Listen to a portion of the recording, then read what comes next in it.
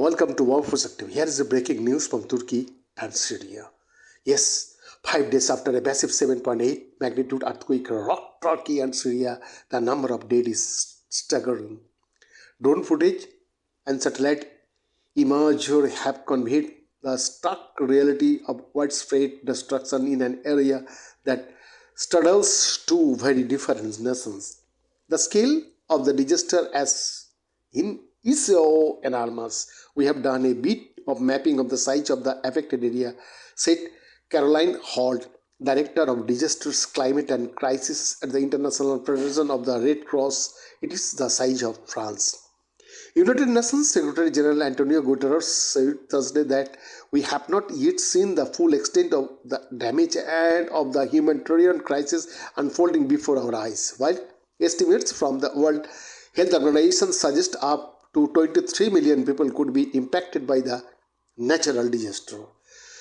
Once search efforts have ended, attention will turn to longer-term reconstruction. Turkey was suffered earthquake in the past and has revealed, but how much can be learned from this history, and will these lessons be implemented, and will the same efforts be matched across the border?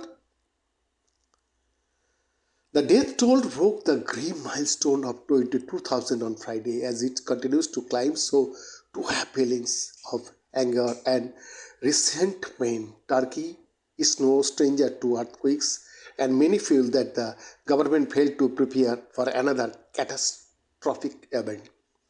The frustration dogged Turkey's President Recep Tayyip Erdogan as he made a whistle-stop tour of the Kahramanmaraş region near the epicenter of the deadly earthquake. On Wednesday and Thursday, Erdogan defended his government's response, admitting to shortcomings before stressing that it's not possible to be prepared for such a disaster. He also announced that the government's target was to rebuild in 1 year. Though experts told CNN it could take much longer.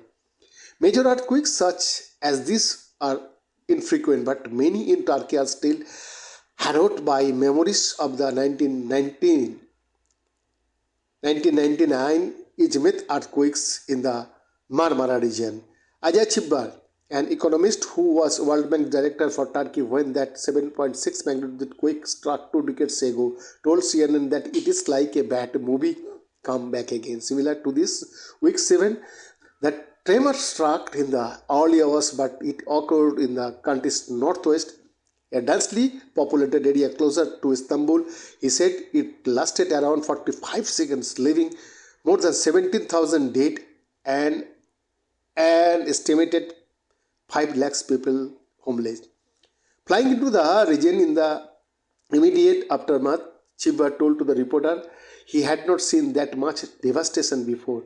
He recalled traveling in with the Japanese and German ambassadors at the time, who told him this book was like World War II.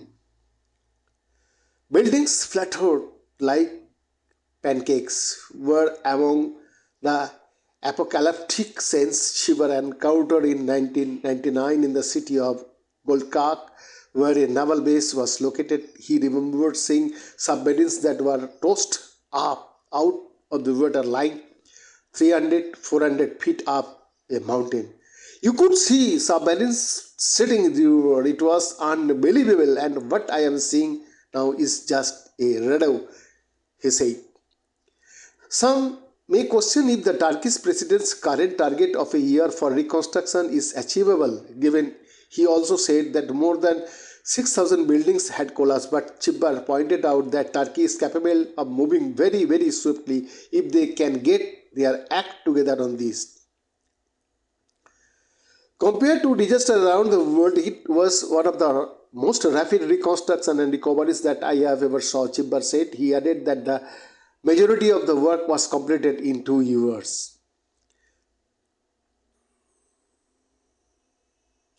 However, much of the reconstruction then was aided by the Turkish army, which was brought in when many local administrations collapsed. Chibbar said this enabled the rubble clearing to be done quickly. But Izmit is in the heartland of Turkey, said Chibbar. Many Kurds live in the areas hit by the earthquake, and bringing in the army may cause problems. This is the huge challenge, said Haileon Kalman, professor of disaster and health at University College of London. Experts said there also needs to be a review of what went wrong. The country has strict rules that came into place after 1919 construction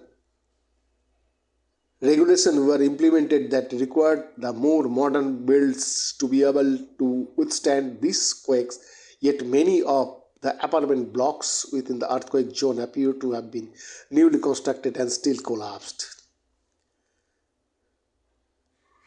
The conflicts are much worse in the area of Syria than in that area of Turkey, Kalman said. While Turkey has potential problem of its own, they do have a comparatively strong government and comparatively strong military in comparison to Syria, which is at war related. Turkey also has greater pre-earthquake resources, Kalman said. Neither country is especially rich, but Turkey at least has that baseline where they have not been in a major conflict dividing the country for 12 years. They have not been isolated through sanctions. The sanctions have created geopolitical obstacles that humanitarian aid has to maneuver around. The Assad regime insists that all aid to the country, including aid that is meant for areas outside its control, be directed to the capital Damascus. The Syrian government on Friday approved sending aid into rebel territory in the northwest, according to a statement, but provided no timeline for delivery. Behind the report for Sak TV.